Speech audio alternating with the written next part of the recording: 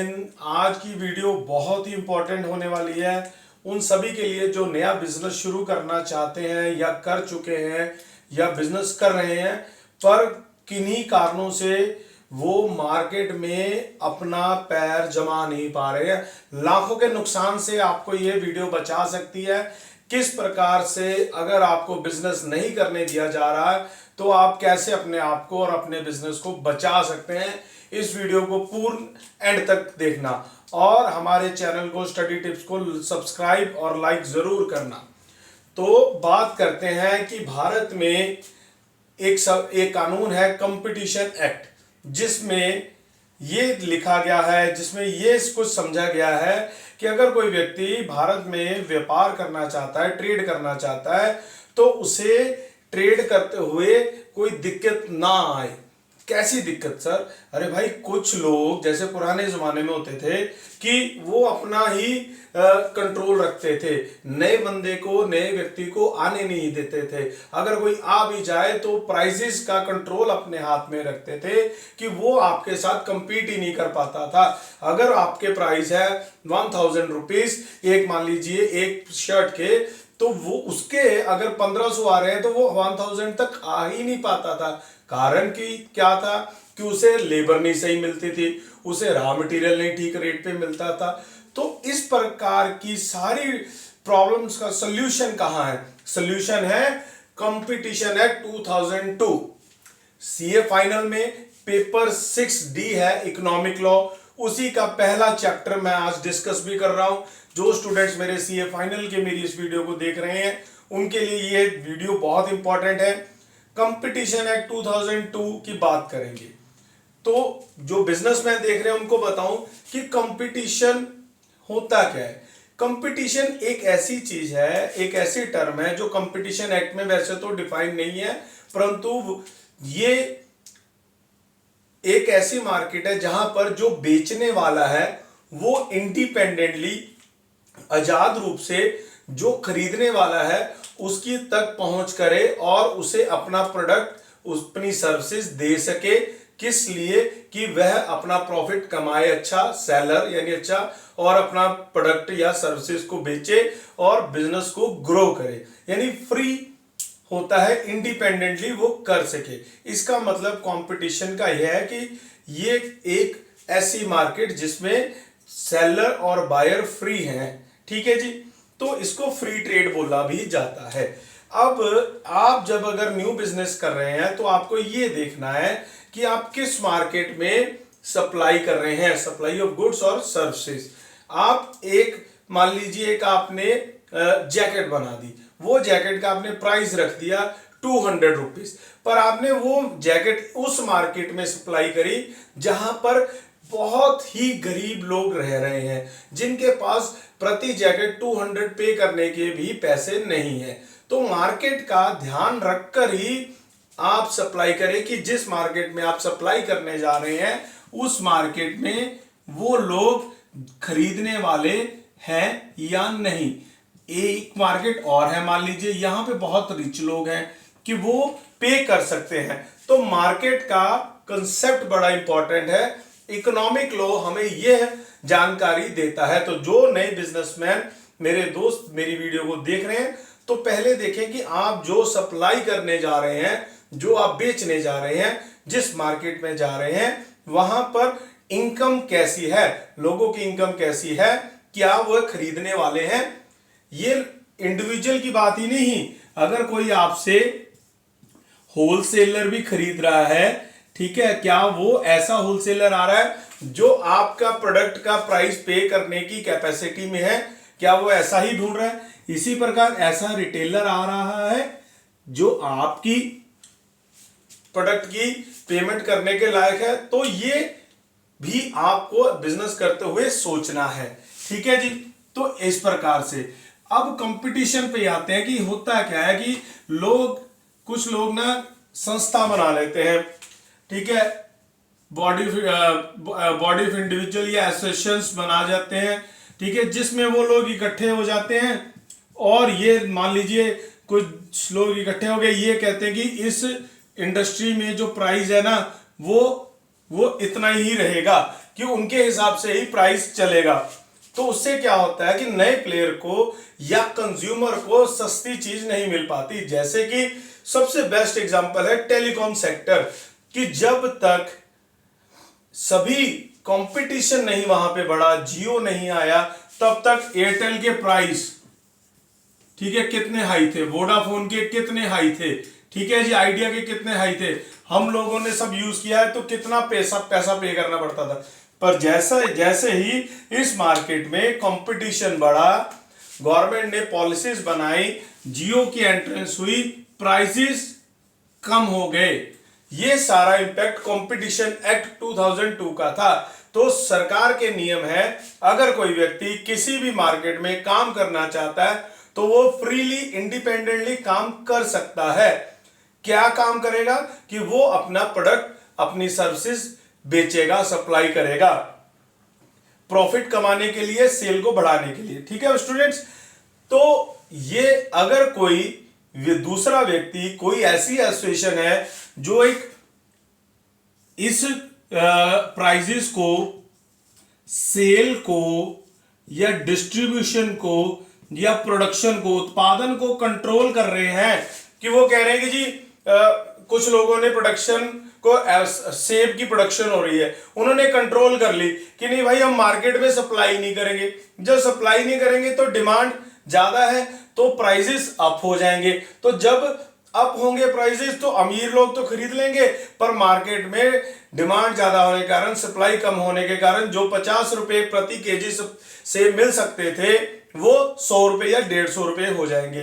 तो अगर आपकी नॉलेज में कोई ऐसे लोग हैं जो इस प्रकार की एसोसिएशन बना के या इस प्रकार से बिजनेस कर रहे हैं, पॉलिसीज बना रहे हैं या प्राइसेस को इंक्रीज कर रहे हैं, तो आप कंपटीशन एक्ट के अंतर्गत उनकी कंप्लेंट कर सकते हैं और अपना बिजनेस ठीक तरीके से कर सकते हैं। मान लीजिए आप प्याज के रिटेलर हैं, ठीक है जी, तो आप देखते हैं एक होलसेलर है, वो पंजाब में काम कर रहा है होलसेलर, मुंबई से वो प्याज लेता है, नासिक से, ठीक है, पर वो आगे सप्लाई नहीं कर रहा है। वो अगर 100 गाड़ी प्याज की ले रहा है, ऑनियन की ले रहा है, but he is not supplying the whole material in the market. वो क्या कर रहा है, 70 स्टॉक कर लेता है और 30 दे देता है, तो वो कह देता मार्केट में कि सप्लाई नहीं आ रही, पर लोग डिमांड कर रहे हैं, तो क्या हो गया, वो जो रेट प्रति केजी ऑनियन का ₹10 था, उसने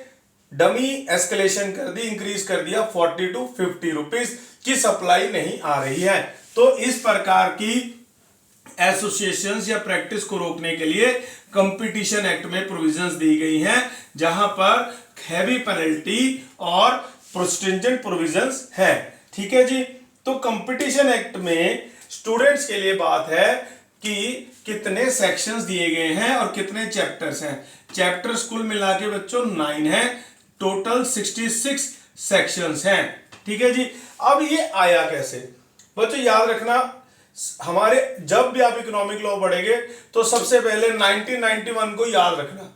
ये एक ऐसा वर्ष है जिसमें भारत की अर्थव्यवस्था विदेशों के लिए खुली। हमने कई सारे कंट्रोल्स हटाए, जो हमने नियंत्रण लगा रखे थे कि कोई बाहर से इस प्रकार से ही आएगा या यहां से कोई सामान जाएगा तो इस प्रकार से जाएगा, तो कई सारे कंट्रोल्स हटे थे 1991 में।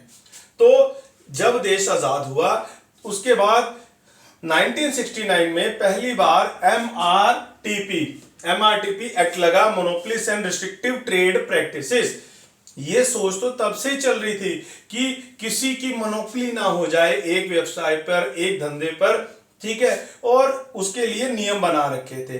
परंतु जिस प्रकार अर्थव्यवस्था बढ़ती रही, विश्व में व्यापार बढ़ा, ट्रेड बढ़ा, तो नई नई पॉलिसीज, नए नए एक्ट्स, नई नई विचारधारा आती रही। तो इसके बाद अगला कदम कब हुआ, जब 1991 में ये ग्लोबलाइजेशन, प्राइवेटाइजेशन और लिबरलाइजेशन हुई, तो देश में नई नीतियां आई। 1999 में अगर मैं समअप करूं, हमारे सिन्हा साहब जो फाइनेंस मिनिस्टर थे, उन्होंने, यशवंत सिन्हा, उन्होंने पार्लियामेंट में कहा कि जो एमआरटीपी एक्ट है वो बहुत पुराना हो चुका है, तो उसके जगह कंपटीशन एक्ट आना चाहिए। तो आपको पता है भारत में जब भी कोई नया कानून लाया जाता है तो पहले एक कमेटी बिठाई जाती है एक्सपर्ट लोगों की, जो कमेटी रिकमेंडेशंस देती है रिसर्च स्टडी करने के बाद, तो उस रिकमेंडेशंस पर ही आगे लॉ बनाया जाता है। तो इस एक्ट के लिए किस किस कमेटी को बनाया गया? एसवीएस राघवन, उस कमेटी ने, एसवीएस राघवन कमेटी ने रिसर्च करी कि हाँ भारत में फ्री ट्रेड होना चाहिए, कंपटीशन एक्ट होना चाहिए, इसके साथ साथ कंपटीशन कमीशन ऑफ इंडिया भी होना चाहिए कि एक ऐसी कमीशन हो जो इस एक्ट को लागू करवाए, जिसके पास पावर्स हो। अगर कोई व्यक्ति, कोई बिजनेस गलत काम करता है against the provisions and acts of this act, तो उसको पेनलाइज करे। ठीक है जी। तो उसके बाद ये रिकमेंडेशंस पे एक्ट आया, फिर स्टैंडिंग कमेटी में गया, स्टैंडिंग पार्लियामेंट की कमेटी होती है, वहां पे भी डिस्कशन हुआ और वहां पे भी पारित यानी कि अप्रूव होने के बाद 2002 में ये कंपटीशन एक्ट बन गया। 2003 में प्रेसिडेंट जी की इस पे अप्रूवल मिल गई। ठीक है स्टूडेंट्स, कमेंट में लिखकर जरूर बताएं अगर कोई यहां तक दिक्कत हुई कंसेप्ट समझने में। कंपटीशन एक्ट 2002 को क्यों ये आया, कंपटीशन का मतलब क्या है, इनकम कॉन्सेप्ट क्या है, वेल्थ मार्केट कॉन्सेप्ट क्या है, एमआरटीपी एक्ट के बारे में, और एसवीएस राघवन। ठीक है जी। तो यहां तक ये हो गए। अब उसके बाद आ जाते हैं थोड़ा सा लीगल फ्रेमवर्क। 9 चैप्टर हैं इस कंपटीशन एक्ट में, 66 सेक्शंस हैं। अब क्या है, 2007 में ना इसके लिए एक चैप्टर और ऐड करा, चैप्टर 8A। ठीक है जी, ये ऐड कर दिया गया। इसमें क्या कहा गया कि जो एपीलेट ट्रिब्यूनल बनाई जाए, कंपटीशन एपीलेट ट्रिब्यूनल, कि ट्रिब्यूनल अगर कोई व्यक्ति अपील यानी किसी के अगेंस्ट निर्णय आता है तो अपील कर सकता है, वो कौन सा ट्रिब्यूनल होगा? Competition appellate tribunal.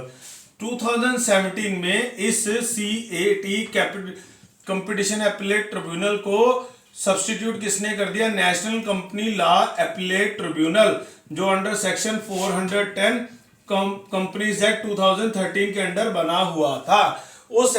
उस ट्रिब्यूनल ने इस ट्रिब्यूनल को सब्स्टिट्यूट कर दिया। ठीक है स्टूडेंट्स, तो यहां तक हो गया। ये कंपटीशन क्यों लाया गया? मान लीजिए आपने फिल्म देखी थी अभिषेक बच्चन की गुरु भाई, गुरु भाई देखी थी ना। गुरु भाई जब आते हैं बॉम्बे में बिजनेस करने के लिए तो उनको उस मार्केट में एंटर नहीं करने दिया जाता। उन्हें कहा जाता जाओ पहले जाके चेयरमैन के साइन लेके आओ, तब आपको ब्रोकर या एजेंट बनाएंगे। तो अगर कंपटीशन पर इस प्रकार से प्रभाव डालने वाली नीतियां बनी होंगी तो उनसे बचाने के लिए कंपटीशन एक्ट लाया गया। ठीक है स्टूडेंट्स, कंपटीशन इतना अच्छा होना चाहिए कि दो से ज्यादा व्यक्ति आपस में प्रतिस्पर्धा कंपटीशन करें कि कौन कितना ज्यादा सेल कर सकता है, प्रॉफिट कमा सकता है, एथिकली सही तरीके से, किसी दूसरे को नुकसान ना पहुंचाए, एक अपने सारे रिसोर्सेज का सही एलोकेशन करे, 2 ठीक है जी, और प्रोडक्टिविटी बढ़ाए, इनोवेशन लाए, डायनेमिक एफिशिएंसी। सब आप मान लीजिए इनोवेशन लाएंगे तो इनोवेशन के अलावा नहीं, आप एक लेबर इंटेंसिवली काम कर रहे थे, बहुत सारी लेबर यूज कर रहे थे, 1000 बंदा यूज करके आप 1 लाख पेंट बना रहे थे। दूसरे व्यक्ति ने क्या कहा, उसने 100 मशीनें लगा दी और 10 लाख पेंट्स मैन्युफैक्चर कर दी, प्रोड्यूस कर दी। तो डायनेमिक एफिशिएंसी होनी चाहिए, आप में प्रोडक्टिव एफिशिएंसी होनी चाहिए कि प्रोडक्शन बढ़ सके। ठीक है, एलोकेटिव, आप अपने संसाधनों को सही प्रकार से एलोकेट कर सके। ठीक है जी। और इसके बाद क्या है, कंज्यूमर का इंटरेस्ट। मान लीजिए जब तक जियो वाली मैंने एग्जांपल दी कि जब तक कंपटीशन नहीं बढ़ा, कि अब एयरटेल ने भी लॉन्च कर दिया कि मैं भी दूंगा 500 में, जियो ने कह दिया मैं 400 में, एयरटेल ने कह दिया मैं 350 में, तो कंपटीशन बढ़ेगा तो कंज्यूमर का इंटरेस्ट भी ध्यान में रखना पड़ेगा गवर्नमेंट को। अगर कहीं पे किसी मार्केट में कंज्यूमर का ध्यान नहीं रखा जा रहा है कि एक ही मोनोपोली है ठीक है जी। तो वहां पर कंपटीशन एक्ट के अंडर आप गवर्नमेंट के पास अपील कर सकते हैं, याद रखना मेरी इस बात को, ठीक है जी। तो आगे क्या है, इस ट्रेड की फ्रीडम होनी चाहिए, गुरु भाई वाली एग्जांपल की, किसी पे इस जब तक सरकार ना कोई प्रोविजन बनाए कि जीएसटी की रजिस्ट्रेशन लो या पैन कार्ड लो, तब तक ऐसी कोई बंदिशें नहीं होनी चाहिए, ठीक है स्टूडेंट्स। तो आगे आगे पढ़ते हैं एक्विजिशन। एक्विजिशन शब्द का मतलब यहां पे समझाना जरूरी है। आप क्या एक्वायर कर रहे हैं, आप प्राप्त कर रहे हैं, क्या प्राप्त कर रहे हैं, किसी के शेयर्स, कंपनी में क्या करते हो, शेयर्स ले लेते हो किसी के, ठीक है। आप किसी के वोटिंग राइट्स प्राप्त कर सकते हो, ठीक है जी। आप किसी की एसेट्स प्राप्त कर सकते हो, संपत्तियां, ठीक है। या आप मैनेजमेंट के कंट्रोल राइट्स ले सकते हो कि आप उस कंपनी के या उस व्यापार के को कंट्रोल करने के अधिकार अब आपके पास है, ठीक है जी, मैनेजमेंट को या एसेट्स को, ठीक है जी। तो ये चीजें अगर आपने कर ली है तो आपके इस कार्य को एक्विजिशन बोला जाएगा, ठीक है स्टूडेंट्स। बड़ा नॉर्मल है सर, आप तो ठीक समझा रहे हैं, कंपटीशन एक्ट तो बड़ा ही आसान लग रहा है, तो बच्चों बड़े आसान तरीके से करेंगे। अब मान लीजिए एग्रीमेंट करते हैं, आप एग्रीमेंट किस प्रकार कर सकते हैं, आप एक तो सर हम रिटर्न में करेंगे, ठीक है जी, वो लिखित होगा। एक फॉर्मल एग्रीमेंट भी होता है, आपकी इंटेंशन है, आपका बिहेवियर, आप कह रहे हो कि मैं ये कार्य करूंगा, फॉर्मली कह रहे हो, पर आप करने का उसको इंटेंशन दिखा रहे हो, तो उसको फॉर्मल कहा जाएगा और एग्रीमेंट भी माना जाएगा, चाहे ये एनफोर्सेबल है या नॉन एनफोर्सेबल लीगली, ठीक है। चाहे कानूनी रूप से वो लिखित में है कि उसको कोर्ट में ऐसे चैलेंज किया जा सकता है या नहीं, उसको एग्रीमेंट जरूर माना जाएगा, कंपटीशन एक्ट में ये लिखा गया है, ठीक है। आप किसी को कुछ कह रहे हो कि हाँ ठीक है जी, मैं इस मार्केट में इस रेट पे ये चीज बेचूंगा, आपने एग्रीमेंट करके अपनी इंटेंशन दिखा दी, आपने अपना बिहेवियर दिखा दिया, तो उसे एग्रीमेंट माना जाएगा, आपकी तरफ से सहमति मानी जाएगी, ठीक है जी। तो आगे मैं एक कॉन्सेप्ट मैंने जब शुरू में समझाया कि ऐसी एसोसिएशन, मान लीजिए भारत में एक बार हुआ था कि कुछ सीमेंट इंडस्ट्रीज ने ना, ठीक है, सीमेंट इंडस्ट्रीज में तकरीबन इन 11 इंडस्ट्रीज ने मिलके ना सीमेंट के प्राइसेस को बढ़ाने के लिए आपस में संधियां कर ली थी, ठीक है। बाकी रेस्ट ऑफ दी 43 मेजर यानी कि जो सीमेंट इंडस्ट्रीज थी उनके पास बहुत कम बिजनेस था, तो इन्होंने सब अपने पास एक्वायर कर लिया और प्राइसेस को इंक्रीज कर दिया।